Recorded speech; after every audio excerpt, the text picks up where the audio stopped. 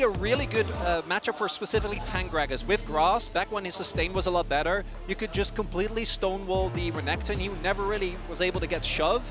I do imagine, though, looking at the damage profile for T1, this is going to be the full AP variety, so maybe a little bit play this aggressive. When the lanes are pushing and they are the ones dictating, as we see the Grubs now being started up as well, would be a really big boom, particularly for Faker that wants to use that pressure in a side lane. Going to be a Drake for Grubs trade. I do think an early Drake for Gen.G is great because obviously looking at the composition, the Renekton is going to lose a lot of value as the game goes on, but Sylas and Ziggs most certainly will not. Yep. And, ooh, Cask, very close to being able to steal that one away. They're going to go the way of T1 here. Yeah, it's at least 4, but I think it's almost guaranteed to be 6. So 5 are going to be going down here at least. Here for T1, no vision up and available at all as Paze can throw a Mega Inferno Bomb if he would like to, but looks like T1 are just going to cut their losses. 5 Grubs is pretty good. Canyon going to be able to grab this 6th, potentially. Owner a little bit far away as now could just be a team fight in. Paze doesn't actually get over the wall with that satchel. Could be an important start to this fight as Chovy's teleported in. That's going to be the Grub going down, but can they win the fight? Impale comes in, kept into the sweet spot, but the barrel is so good. Still, it's going to be Chovy picking up first. Hard this champion can snowball when he does get a lead. He's able to very consistently force plays with his catch potential. As a trade for turrets.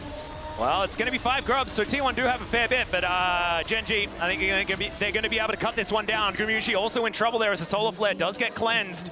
Gumushi going to be able to make his way out. I believe that was Gen.G taking it first. So Owner completely on vision right now as Chovy with the Fate sealed, now stolen away or hijacked here as that's a Solar Flare. It's going to connect. Great Impale as well, and I think Carrier was there for a second, but now he is just gone. So the Herald goes to Gen.G. They'll take a kill as well, and now Chovy looking for more as Faker just going to pop back to his Soul's Ace. I think his flash was forced in one of the earlier plays we saw. Didn't actually happen on screen. I think maybe when they were looking for the catch on Guma, but he was positioning so safely. There was no way to get on top of the Ziggs. Well, now it's just Canyon and Chovy up here towards the top side of the map. 4 members of T1 in the area looking to try and push down this turret. They really want to take their second to even out the map state as far as these structures, and a teleport to come in from Paze just to make sure that they don't lose it. See, Gen.G are playing with their advantage. I said 5 minutes ago, T1's going to get this topside turret, so they're going to equalize it a little bit, but is still 1.5. Annoying because that's stupid Yordle. You're trying to cross map the best that you can, and it constantly gets interrupted. Trading objectives everywhere as Arrow is looking to connect Handshake straight into it here. And I don't think this Leona is going to last very long. That is going to be T1's first kill. They're holding on to it as best they can. Faker delivered that one. Gen.G will have to keep track of, especially after their experience against FlyQuest. Well, Canyon, he's dashing on over. Faker able to dash back whenever he would like to, but straight into the Impale. Another Solar Flare's going to lock down Faker, and he is likely to die. The bailout not going to work. And Chovy, yeah, he stopwatches, but now he's looking for even more. Zeus not going to get stunned up here as Keen didn't have that off cooldown just yet. Pressure. Yep, it's Chovy that's going to make his way over there first. Spotted by a T1 ward, as we can see.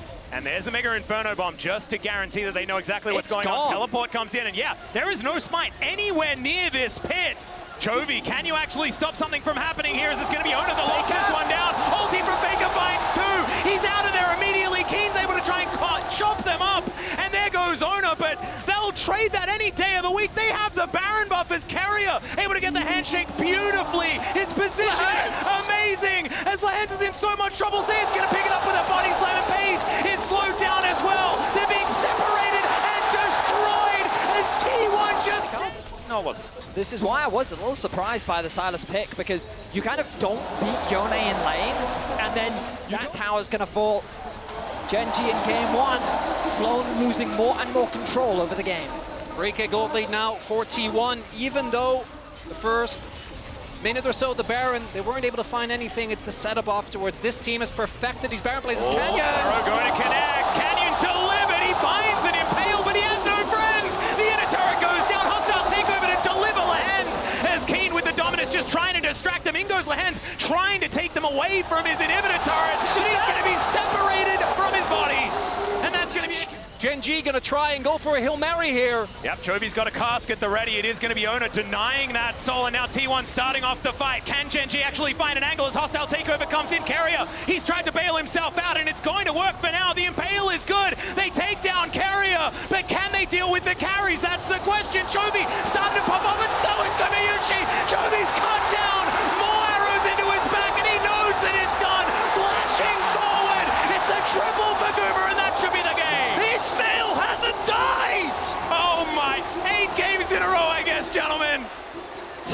1 in the final team fight of game 1 will snuff out Gen.G. A full-on ace at the cost of their jungle and support. The Nexus in their eyes, 30 minutes in. T1 remain the gatekeepers of the World Finals, and they'll say you'll have to try better than that if you want to make it to London. Nexus turret number 1, Nexus turret number 2, and T1 will take the first game in this best of 5, and we'll see whether Gen.G can do. Far have been very predictable in how they have drafted and the priorities that they've used.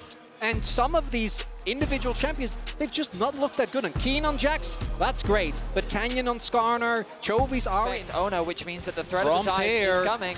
Yep, Carrier is going to get stunned up here by Lehens as he makes his way in level 2. Only level 1 for Carrier. He's burning down. He's dead. That is going to be first blood going over to Canyon, and they'll take some plates to boot because Zeus now finds himself in a whole lot of trouble. Might have a twisted advance to try and outplay some stuff. That Arcane Smash was pretty good, or the Bramble Smash as it's known now, as Canyon underneath this turret has to flash. He's able to dodge the turret shot as a couple more autos are needed. It's Paze that locks it down, almost dies, and somehow finally Paze gets that information.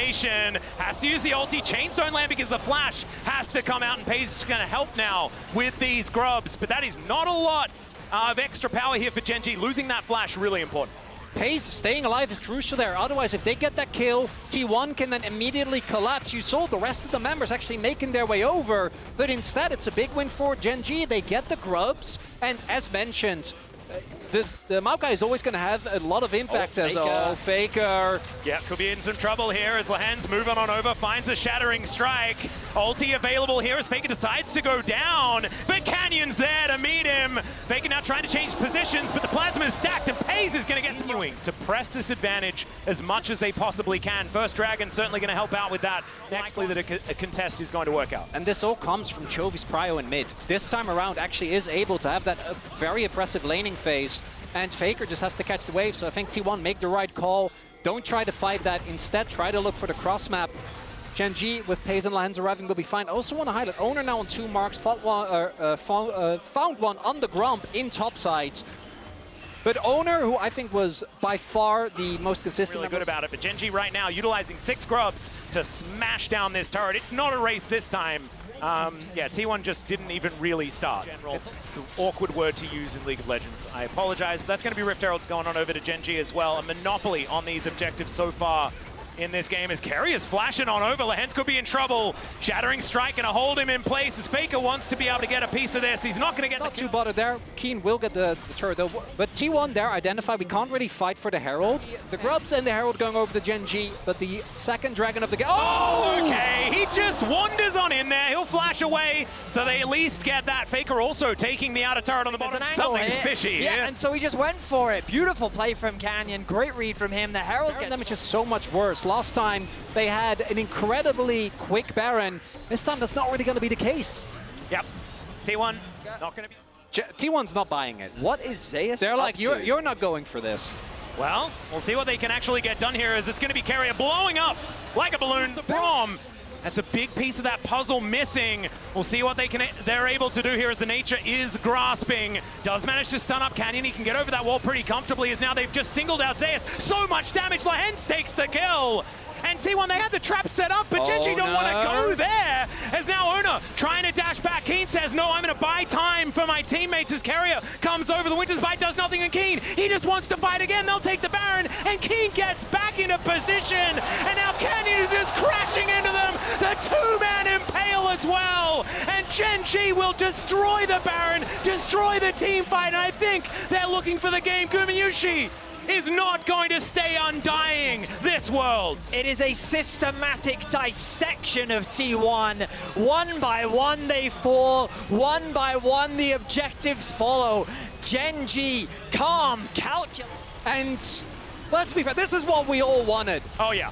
And this is beautiful execution of this draft. When you lose that Braum, you lose a crucial part of your front line. So there's no way for them to approach. He's stressed out, man. Always fantastic to check out the Gen.G coaching stuff, but like you say, once again, back in position. Keen with the Counter-Strike now on cooldown, but Gumayushi, oh my god. That was insane damage. We've also now got a Seeker's Arm Guard on Paze. They really want to finish this game right here, right now. Look at that, another Void Seeker going to connect. And Zap onto that Caitlyn. They can't walk up.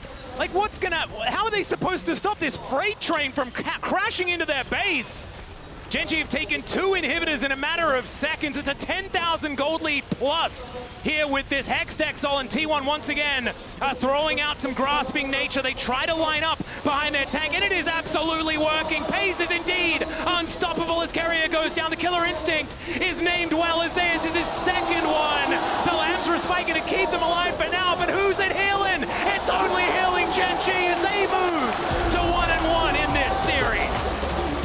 I like that they're going to go for something a lot more well-rounded, and they did have a really good game on it in game number 2. Yep, the pretty standard option in the rel. But like you say, I actually think playing for Lehenz's comfort is a really good idea after what we said. There are a lot of bad guys in the brush. Oh, good. Oh, no, there's the charm that crashed down as well. It's a dead Gragas. It's going to take a little bit of time because he's relatively tanky. Is very happy to just wait till level 6. You have a Vi composition on one end, a Nocturne on the other. It's just going to be a trade here. Does mean that this time Gen.G not going to have the Jax with an unreasonable amount of grubs. Even early trades here. Certainly feels good for T1. This time it's going to be a trade, so it's not going to be the grubs team picking up all of the dragons as well. Feeling a lot more even. Wanting to spend his earned gold from Ash those arrow. full players. Oh god, okay, the arrow is going to connect. The counter-strike wears off, but there's a cease and desist! And he can't flash leap strike out of that one, and even though he had the Grandmaster's might, he's still going down. Oh, that's a T1 TP. yeah, the teleport flank angle is coming in here. Keen, good position to start this one off. He's just beelining right in there. Paranoia comes down. They do throw out the ulti. Carrier trying to keep them at bay, and oh no! There goes Lehenz, and now Faker is caught onto Keen, lands the Shuriken, and he's going to wait for the leap strike. There's the max range Q, and that's Faker's Akalia Worlds, ladies and gentlemen. And that is Faker coming in huge, but it's the team response from T1 that's the biggest thing here. Chovy couldn't join that to the style of T1, and their ability to take these early skirmishes wasn't there in game 2, but you can see how prepared they were. Can't join the fight. Yeah, and Keen and Lehenz spent most of that fight fighting each other. Seeding more, and T1 no, like we don't have to dive this, we can just poke them down. The only way with the range that Gen.G have that they can never really push back is if they're extremely volatile. Because they are both so short range, you really... He's doing his very best to try and clear things out. Dustbringer should be able to help, as there's the charge, and this turret's not going to be long for the world. Oh my god, the damage! The arrow's going to connect, and Lehenz trying to crash his way out. But Gumayushi says no! He has his bow primed, and it's another... Oh, never mind, not another charge. That's a smite coming through. Oh. Maybe it was a bait season assist, and it's a double kill!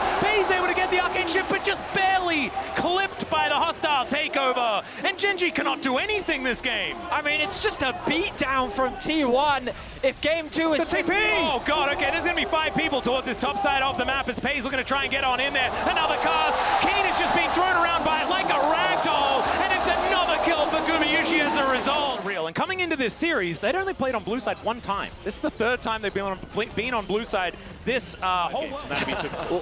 T1, when they are playing a comp that feels like it fits them versus the T1 that gives Gen.G the opportunity to get to the point where these gold leads matters less, right? When you have the 2 items on pace, when Chovy can get to a next item, as oh boy. Yeah, it's going to continue not being very possible to be able to make those advantages happen. And if Faker gets into the Shroud, Zay's going to fall off the kill, and now Faker is looking to try and get in there for more. Dashing after Canyon and Keen here. It is just Faker at the moment, but now you can see they make their way in. The Paranoia comes down. Decent little utilization of the counter-strike, but Faker's going to get on the kill. Hostile takeover means Keen is dead at the same time, and Pace almost hit by that handshake. It's just a beauty to watch as we're straight into it once again. Magnustorm going to come down. This could be a pick as Carrier. Actually more tanky than we might have expected. He gets bailed out as well as Faker gets another one. Make it to his owner. Is in on the action still. He's going to go down. The cast just to remove Paze, and Gumayushi is on a rampage. Keen is on the... Didn't have a lot of information. Red buff is the prize that they're looking for, but it's going to get reset, and it looks like Owner should be able to take control of it. Into the Shroud goes Faker, now Paranoia. They think they might have them where they want them, as over the wall goes Chovy. He's got the flank angle, and they take down Guma to start off the fight, but it has to be paid for. Respite, but T1 still have a very tight clutch in this game. Yeah, Faker actually looking for Chovy here as he gets into the Shroud. The rest of T1 now moving up. The arrow not going to connect.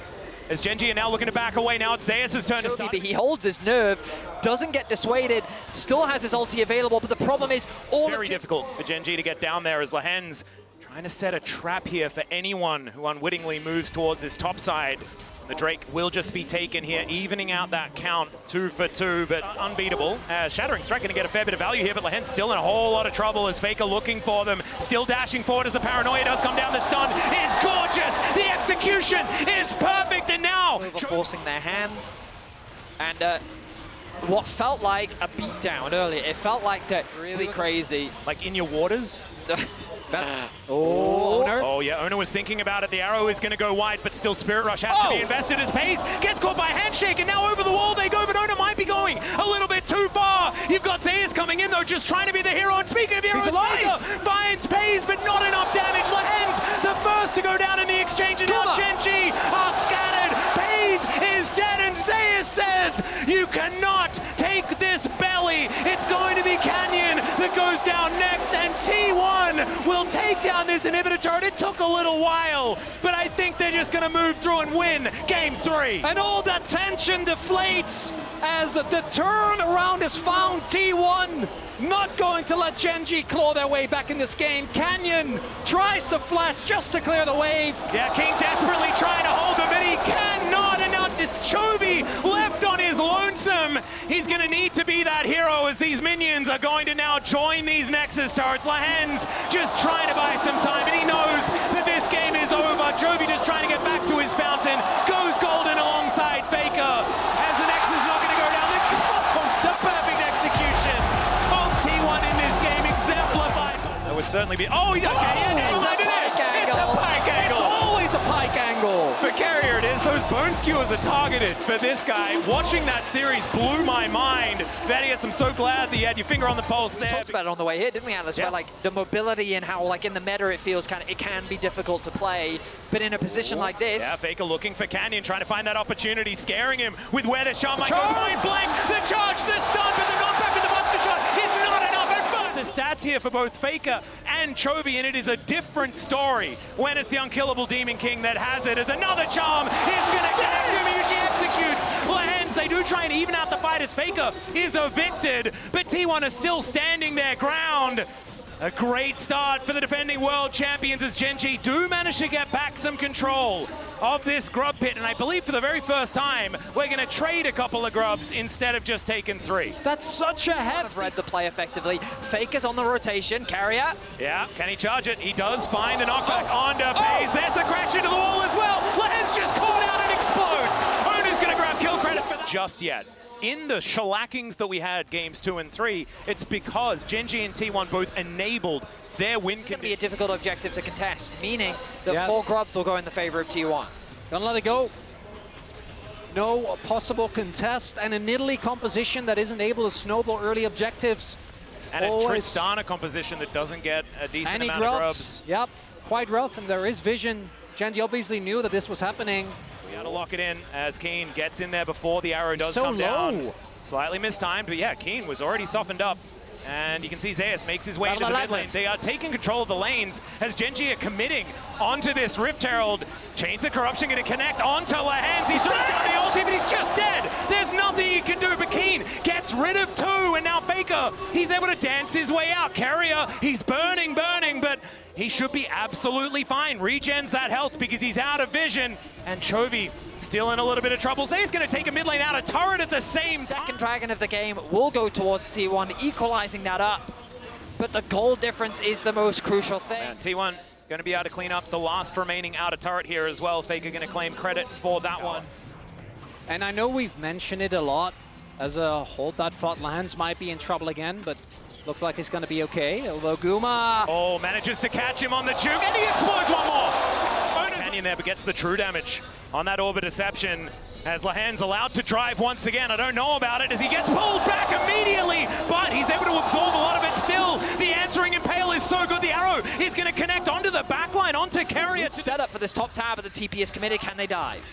We'll see. It's going to be a fair bit of damage onto this one. Spear is going to be coming out perfectly. There's the twisted advance. The charm goes wide. Faker's dead. That is going to be Canyon taking him down, but it's now Zeus trying to be the hero. He catches Canyon with the counter-strike stun, and he's under the wrong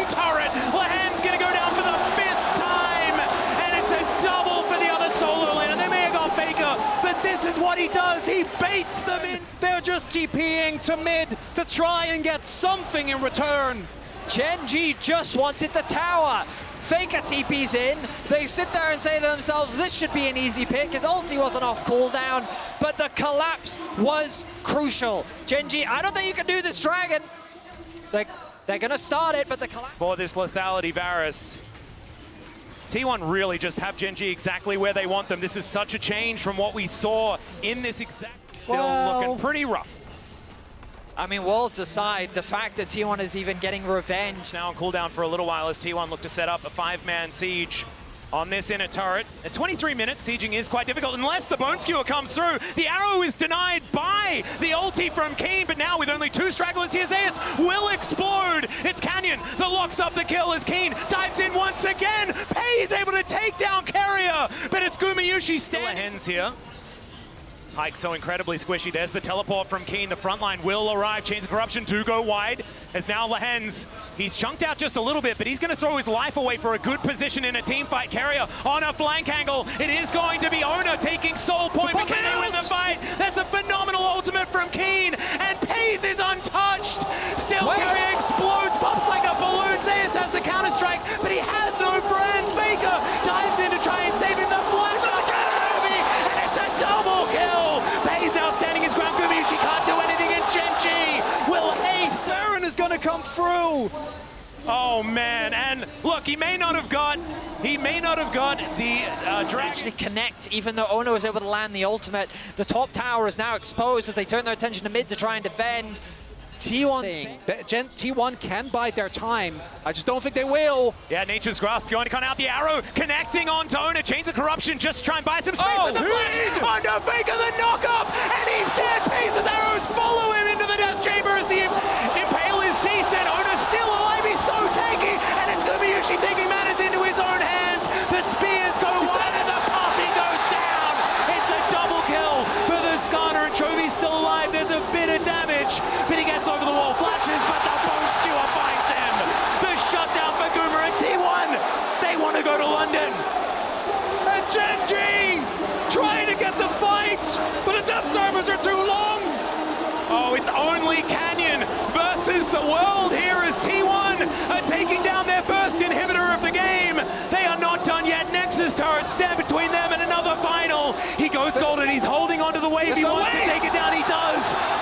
But another one is conga lining in. Lehens, he knows he just has to move it away from these Nexus turrets.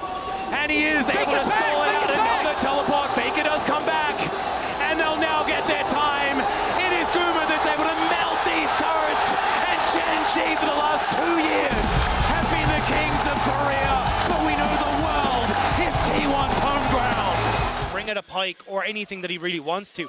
And it was Gen.G who just weren't able to keep pace with so much of that throughout this series. And I love, Shocks, that the magic that you're talking about for this T1 team, it shows up in team play. It's not like, individual players, right? It is the coordination from this team, from LCK to now, is so much more on point. And in this game, you know, we're getting Bone Skewers getting picks, Charms getting picks, Guma's ultimates getting picks. Grub Prio demolishing turrets. Guma is going to be interviewed on stage with Lauren G. Sun in a second. So listen.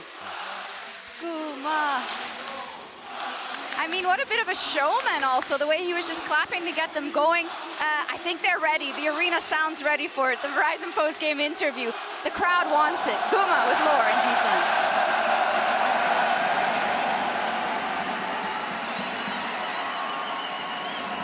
Paris, un tonnerre d'acclamations pour vos deuxièmes finalistes, 3e fois d'affilée, T1 et Gumayushi.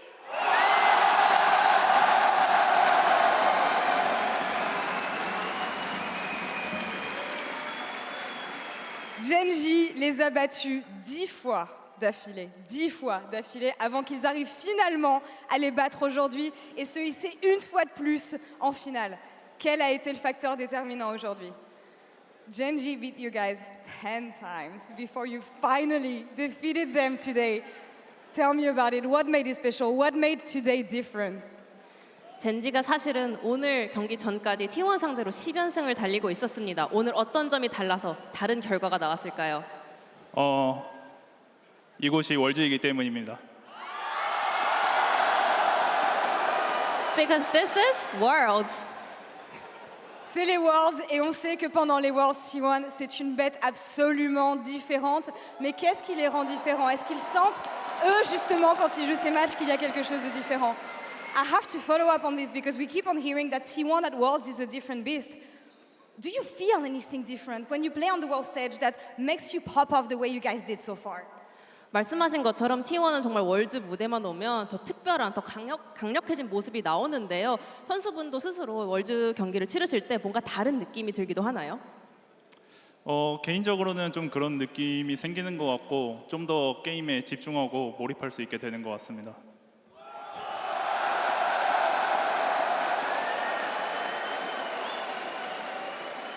Personally, yes. Somehow I get to focus up even more and also I kind of get into the flow state. Ils arrivent à vraiment se mettre dans le bon mood, ils arrivent à vraiment se mettre dans le bon mood de façon générale et c'est ça qui leur donne la force d'arriver toujours à avoir les bons résultats, les résultats attendus pendant les Worlds. Et je me rappelle que quelque chose qu'il a dit l'an dernier en interview, c'était justement avant d'arriver en finale que c'était T1 qui dictait la méta aux Worlds l'an dernier. Et je me demande dans une méta aussi ouverte que celle qu'on a cette année, est-ce qu'il a un sentiment similaire? I remember that on stage last year, when you did the interview, when you reached finals, you were saying that T1 is so strong right now because you are dictating the meta. Do you have a similar feeling this year, especially given how open the meta has been at Worlds? 작년 월즈에서도 결승 진출을 확정 지으시고 무대 인터뷰에서 구마요시 선수가 T1은 월즈에서 지금 강력한 모습이 나오는 가장 큰 이유가 우리가 메타를 지배하기 때문입니다 라고 하셨는데요. 지금도 비슷한 느낌을 갖고 계신가요? 저희가 지금 메타 이해도가 가장 뛰어나다고 생각하고 지도하고 있다고 생각합니다. I can say for sure that we have the best meta read so far and we are dictating still. Ils ont la meilleure vision de la méta et évidemment, dès qu'il s'agit de dominer, c'est le cas de T1 et c'est encore le cas cette année pour les championnats du monde.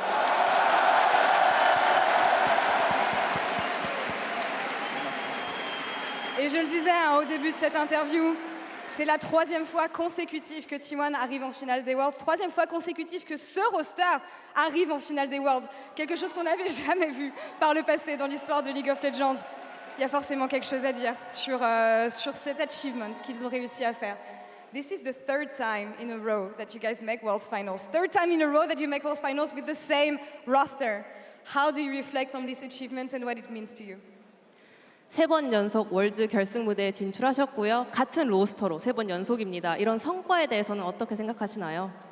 월즈 결승이라는 게 참 프로게이머들에게 꿈의 무대인데 이 로스터로 3번이나 올 수 있음에 감사하고요. 이번에도 좀 좋은 결과 있었으면 좋겠습니다.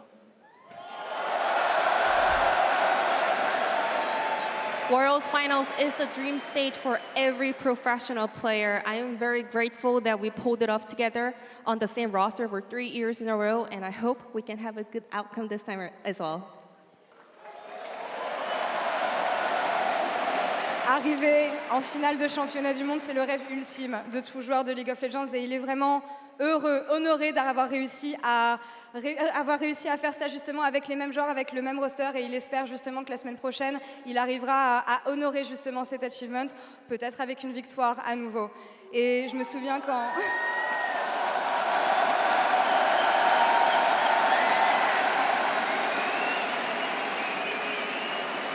En interviewant Bin hier, il les attendait. Il attendait de pouvoir affronter T1 en finale des Worlds et c'est chose faite. C'est le match que nous aurons la semaine prochaine. BLG contre T1 et on sait ce que T1 arrive à faire contre la LPL. On va voir ce que Gumayoshi peut en penser. When I had Bin for interview yesterday, he said that he wants to face off against you guys. He wants to defeat the world champion and bring pride to the LPL again. Do you have any message for Bin and for BLG, your opponents, for next week? 어제 이제 빈 선수가 인터뷰에서 T1을 결승에서 만나고 싶다. 월즈의 T1, 디펜딩 챔피언 T1을 잡고 또 우리 LPL에게 엄청난 그런 위상을 높여주고 싶다라고 말씀하셨는데요. 혹시 빈 선수 또는 BLG에게 전하고 싶은 말씀이 있으실까요? 제가 작년에 했던 말을 잊지 말아야 될 겁니다. You better not forget what I told you last year. N'oublie surtout pas ce que je t'ai dit l'an dernier. Voilà le message.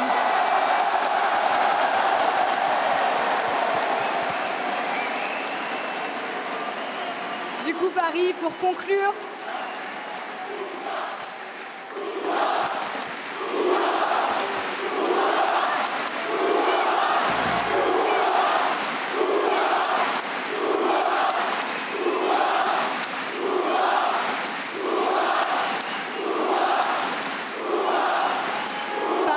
je vais avoir besoin de vous pour cette dernière question.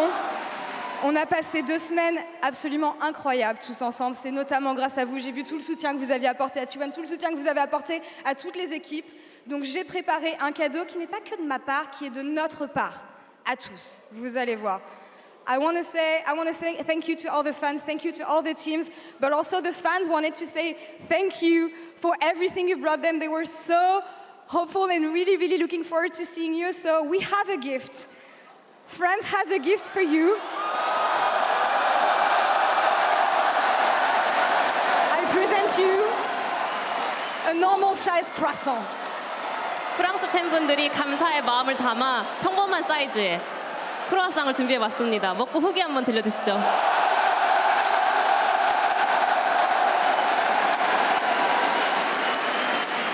Est-ce qu'il aime bien? Do you like it? It's good.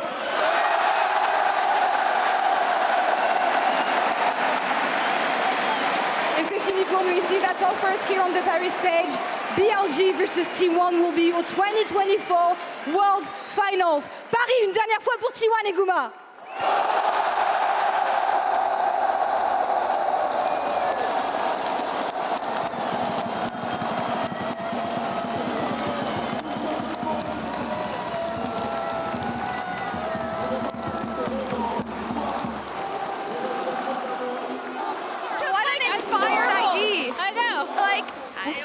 She's been talking about this for weeks, by the way. She said, what if I get this huge croissant to thank you? Get a croissant that size. I don't know, she's French. Ask her. My head. Best 2 interviews heading into finals so that we have ever had, by the way. Ever. We do not deserve Bin and Gumayushi. Those were both amazing. They're both such showmen. The way he was hyping up the crowd, too, was amazing. Isn't it crazy? Like, when you kind of think about Guma, right? You had...